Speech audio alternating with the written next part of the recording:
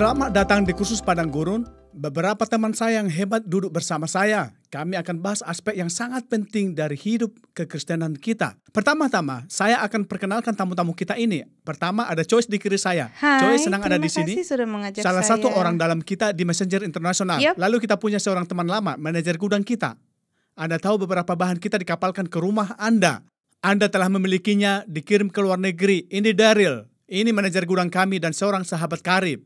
Daryl, senang bersama Anda? Terima kasih sudah Senang mengajak bersama saya. seseorang yang dekat dengan umur Saya saya. sudah menantikan Saya ini tidak ingin membuat 8 Anda tahun setuju ini. saya, tapi lalu kita punya Jessica, orang dalam lain di Messenger Internasional. Senang bersama Anda, Jessica? Terima kasih, senang sekali Anda ada dari di sini. Pennsylvania, bukan? Lalu ada anak saya, Arden Christopher. Ya. Baik, kami yang menjulang melampaui saya. Tapi ini satu pesan yang hidup bagi saya. Pertama-tama, saya tak bisa katakan betapa senangnya saya karena Anda putuskan mengikuti kursus Padang Gurun. Sebab saya menghabiskan bertahun-tahun frustasi karena tidak mengerti apa yang sedang saya lalui. Ini akan sangat menolong Anda, jadi kegembiraan kami sangat besar. Saya mau katakan ini, tahun lalu Lisa dan saya membuat satu rekaman suara dalam percakapan rekaman kami. Dalam sejarah rekaman audio kami, belum pernah ada tanggapan sebanyak ini. Saat kami membuat 2 pesan singkat dan mendasar tentang Padang Gurun. Lalu kami mulai berdoa dan tim kami memutuskan kami harus membuat kursus tentang ini. Saya ingin katakan, jika Anda ingin dekat dengan Tuhan dan jika Anda ingin menggenapi panggilannya bagi Anda, maka Anda sedang mendengarkan kursus yang benar sekarang ini. Jika Anda tidak ingin dekat Tuhan dan tidak ingin menggenapi panggilan Allah bagi Anda, berhentilah sekarang. Karena Anda tidak perlu mendengarkan apapun yang akan kami katakan. Jadi, saya senang mendapat keputusan itu sekarang. Untuk memulai, saya ingin melihat kitab Pengkhotbah. Pasal 3 ayat 1, kita punya ayat yang sangat terkenal. Untuk segala sesuatu ada masanya. Untuk apapun di bawah langit ada waktunya. Ini memberitahu kita bahwa ada musim-musim dalam hidup kita. Dan ini hal yang penting. Saya ingin Anda mencatat ini, oke? Tiap musim punya satu tujuan. Sekarang, sangat penting mengetahui tujuan musim di mana kita berada. Atau membedakan musim di mana kita berada. Bayangkanlah ini, kami tinggal di Colorado. Semua orang suka bermain seluncur salju atau ski di sini. Jadi, saya ingin Anda melihat orang ini. Dia bangun di Breckenridge dan dia akan berseluncur. Anda paham bukan? Dia pakai jaket tebalnya, dia pakai sarung tangan, kacamata, dia ambil papan seluncurnya, liftnya meluncur naik, dan dia melompat turun hanya untuk jatuh tersungkur. Karena tidak ada salju di tanah. Oke? Lalu orang di belakangnya datang dengan sepeda gunung. Dia melompat dan menuruni gunung. Pria lainnya berguling-guling karena papan seluncurnya tidak berguna. Apa yang terjadi di sini? Satu pria telah salah mengenal musim. Pria lainnya mengenali musim dengan benar. Dalam Lukas 12, Yesus melihat orang banyak. Katanya, "Hei, jika kamu melihat awan naik di barat, kamu tahu badai akan datang." Katanya, "Jika angin selatan bertiup, kamu tahu cuaca akan panas." Benar? Dia ucapkan ini dan itu luar biasa. Katanya, orang-orang munafik. Dia sedang berbicara kepada orang banyak, bukan Farisi. Kamu dapat menilai rupa langit dan bumi, tetapi mengapa kamu tidak dapat menilai zaman ini? Jadi, satu perilaku yang benar di satu musim, mungkin sama sekali salah di musim lainnya. Anda paham? Mari lihat satu tawarik. Saya suka ayat ini. Saya tidak mendengar orang-orang membahas ini. Mungkin karena ia tercampur dengan hal-hal tentang silsilah dan orang-orang dan suku-suku dan semuanya.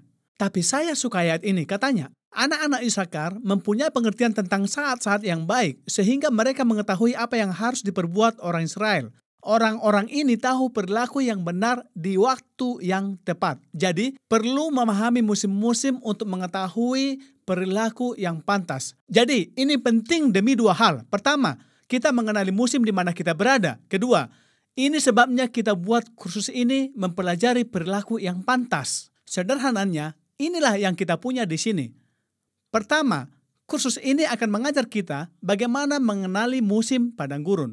Oke, sangat penting. Kedua, menunjukkan pada kita dari Alkitab tentang perilaku yang pantas di padang gurun. Dan ketiga, Anda akan temukan manfaat padang gurun. Anda berkata, manfaat? Ayolah. Ya, ada manfaat musim padang gurun. Dan Anda akan mempelajarinya sembari kita lanjutkan. Mari mulai dengan berkata, apa itu padang gurun? Oke, 3 hal untuk menjelaskan apa itu padang gurun. Pertama-tama, saya beri Anda pengertian kasar dari padang gurun. Yang pertama, tidak adanya kehadiran Allah yang nyata. Jadi, Alkitab berbicara tentang 2 kehadiran Allah. Saya ingin membuat ini jelas. Ada Allah yang maha hadir. Itulah saat Daud berkata, kemana aku dapat lari dari hadapanmu? Jika aku mendaki ke langit, engkau di sana. Jika di dunia orang mati, di situ pun engkau. Oke? Itulah kehadiran Allah yang berkata, aku tidak akan meninggalkan engkau. Kehadiran lainnya yang disebut Alkitab ialah Yohanes 14. Yesus berbicara tentang manifestasi hadiratnya. Manifestasi artinya membuat yang tak terlihat jadi terlihat. Yang tak dikenal jadi dikenal. Saat Allah menyingkapkan dirinya pada indera kita. Musim padang gurun ialah saat tidak ada kehadiran Allah yang nyata. Kedua, ini pengertian kasarnya. Itu adalah musim. Simak ini. Janji-janji yang diperbuatnya pada kita secara pribadi tampak sangat jauh. Dan sepertinya Anda benar-benar sedang menjauh, bukan bergerak menuju janji-janji itu. Sangat penting agar Anda memahaminya. Baik. Apakah Anda pernah berpikir, dan saya hanya ingin tahu apakah hanya saya sendiri yang pernah memikirkan ini. Pernahkah Anda berpikir atau berseru dalam bilik doa Anda, Tuhan, di manakah Engkau? Oke, baik. Kita mengalami hal yang sama. Saya punya satu video untuk menggambarkan ini. Saya ingin Anda menontonnya.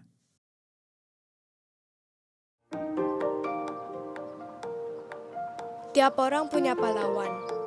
Oke. Ayo. Pahlawanku papaku. Ya, aku bisa. Sejak mamaku meninggal, hanya ada kami. Oh. Dia punya cara mewarnai hidupku. Pa, Ya, yang mana? yang itu. Kadang aku tak mengerti caranya, tapi aku percaya dia. Dan yang selalu menyatukan kami, kecintaan kami berlari. Suatu hari, aku akan lebih cepat darinya. Dan aku akan memenangkan setiap maraton di dunia. Abby? Ada apa, jagoan? Setidaknya itu rencanaku. Aku tidak bisa melihat. Bacakan level terbawah yang dapat Anda lihat. Itulah yang disebut intraocular melanoma. Kanker mata. Sedihnya, Anda akan kehilangan penglihatan Anda. Itulah hari saat papaku tak kelihatan. Oke. Ayo.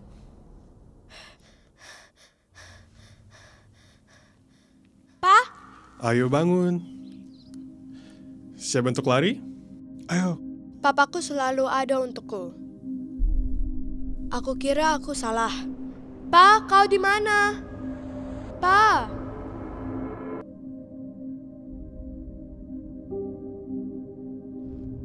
Dia meninggalkanku. Di mana kau, Pa? Papa pergi kemana? Tidakkah kau menyayangiku? Apa aku masih cantik? Apa kau tak bangga lagi padaku?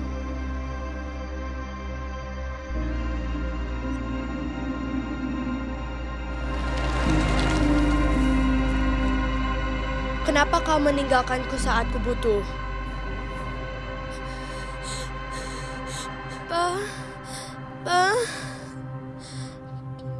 Pa, kenapa kau tinggalkanku? Abi berpikir saya meninggalkannya. Sangat menyakitkan saya mendengar hal itu. Tapi dia benar.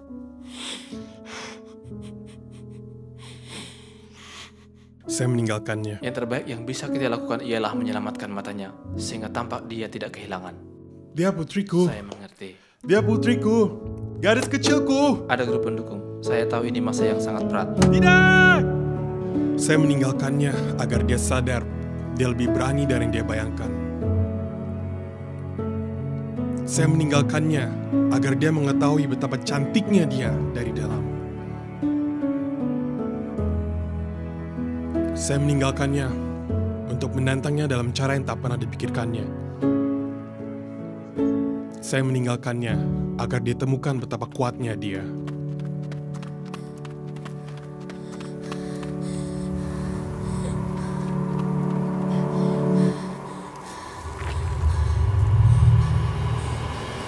Abi!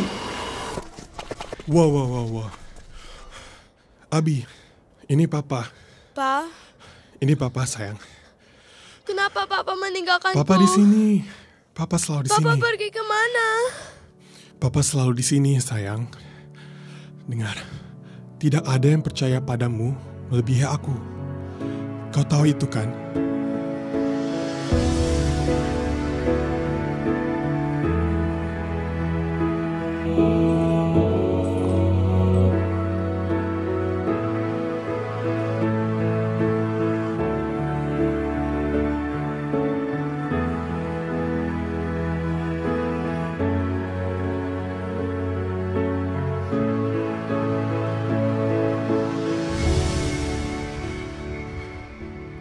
Pikirkan semua yang telah kau alami. Kau percaya kan? Kemari. Papaku bilang dia berikan yang kubutuhkan, bukan yang kuinginkan. Sudah siap? Yap. Kasih membiarkan seseorang melihat nilai dan keindahan sejati. Saya dulu berpikir mimpi-mimpiku sudah berakhir. Kupikir aku takkan pernah lari lagi. Bahkan walau aku tak dapat melihat papaku, aku tahu dia menuntunku sepanjang jalan.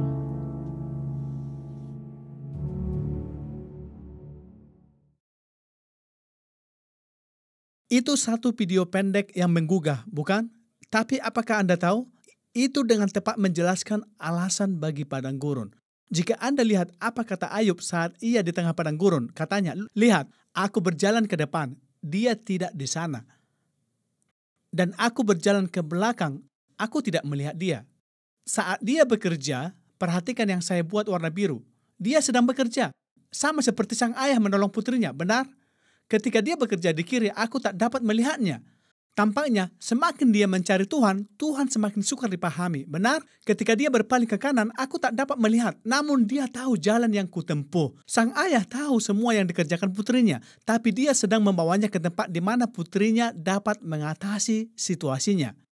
Dalam banyak aspek, bukankah ini menceritakan hidup kita? Karena hal-hal dalam dunia roh tidak dapat kita lihat secara fisik.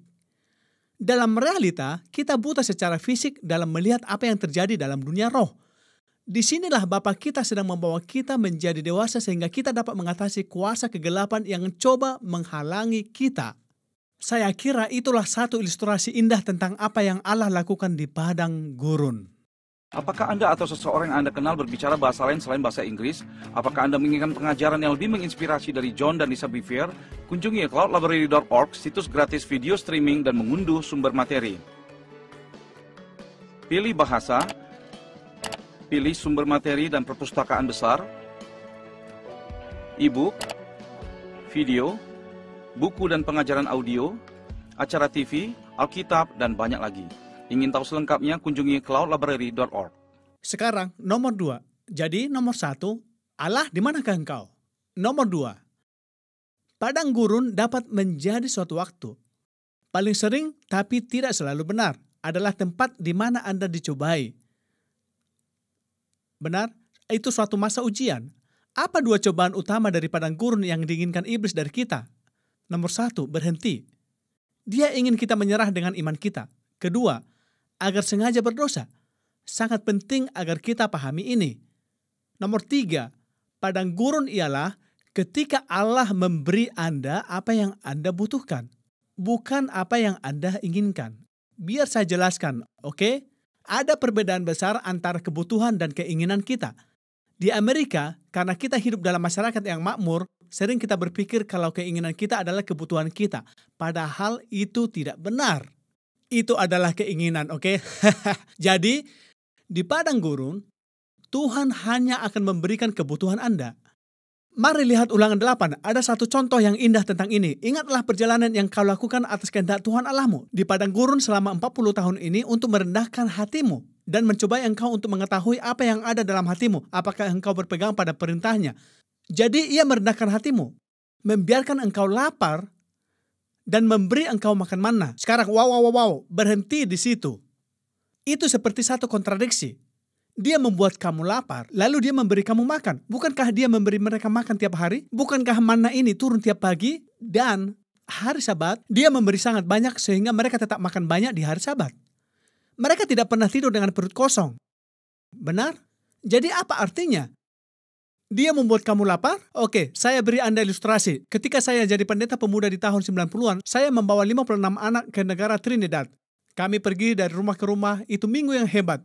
Banyak buah pelayanan. Gereja yang bekerja sama dengan kami di Trinidad, mereka memberi kami makan siang dan makan malam. Saya belum pernah sepanjang hidup makan begitu banyak ayam. Maksud saya, tiap makan siang ayam, tiap makan malam ayam, ayam, ayam, ayam, ayam, ayam, ayam. 10 hari ayam. Oke? Kami kembali terbang pulang.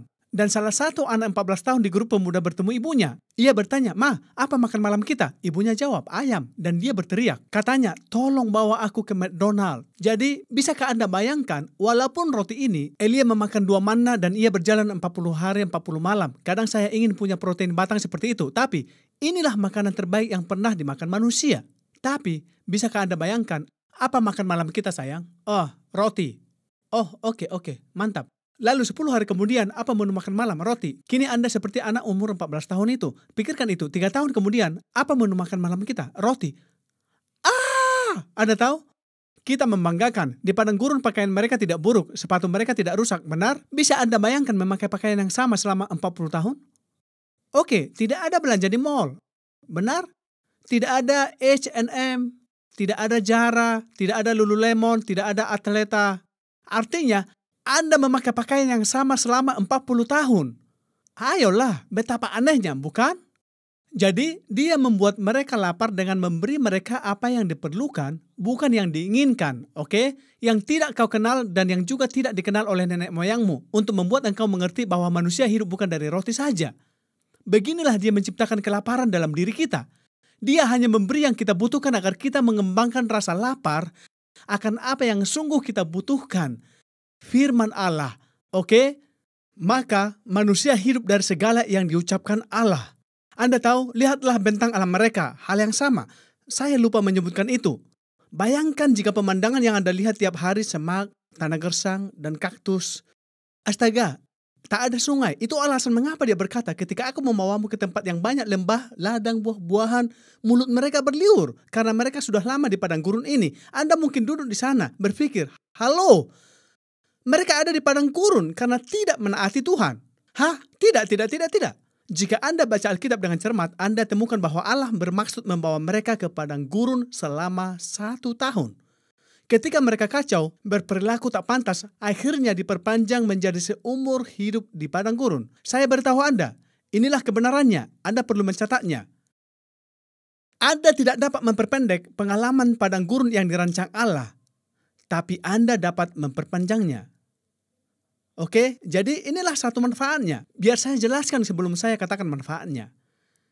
Saya telah bertemu orang-orang yang bertahun-tahun di padang gurun, maksud saya bertahun, karena perilaku mereka yang tak pantas.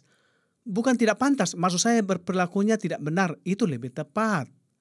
Mereka sudah berkeliling mengitari gunung di padang gurun selama 30 tahun, dan itu menyedihkan. Menyedihkan. Karena saya tahu Allah punya yang jauh lebih baik. Tapi mereka terjebak karena tidak mengerti tujuannya. Itu sebabnya saya senang Anda mengambil kursus ini. Jadi manfaatnya ialah Anda akan mengerti dalam kursus ini, Anda akan mengerti perilaku yang pantas di padang gurun agar Anda tidak makin lama di sana. Jadi Anda ada di perkumpulan yang baik di sini. Yusuf bermimpi akan kepemimpinan yang hebat. Lalu apa? Sumur, perbudakan, penjara. Sumur berarti para pengkhotbah di dalam masa pelatihan.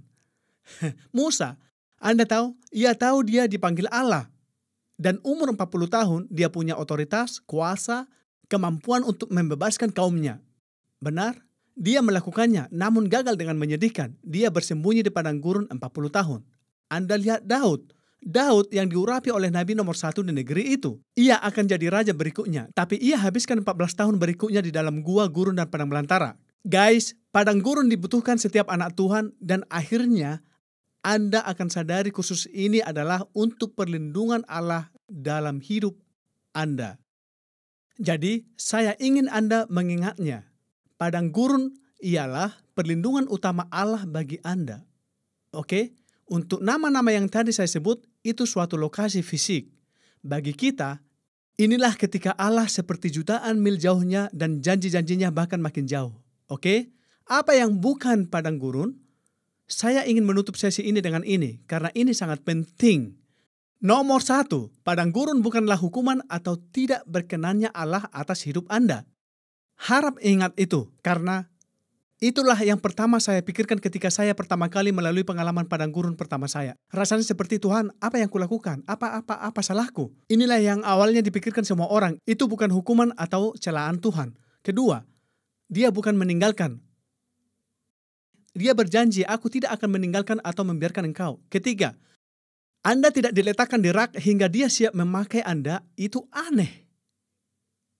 Allah tidak menyanyiakan. Dia berkata di Efesus, aku ingin kau menebus waktu. Dia tak pernah menyanyiakan satu momen hidup kita. Saya ingin Anda mencatatnya. Allah tak pernah menyanyiakan satu momen hidup Anda. Oke? Yang keempat, padang gurun bukan kekalahan. Allah ingin kita menang di padang gurun.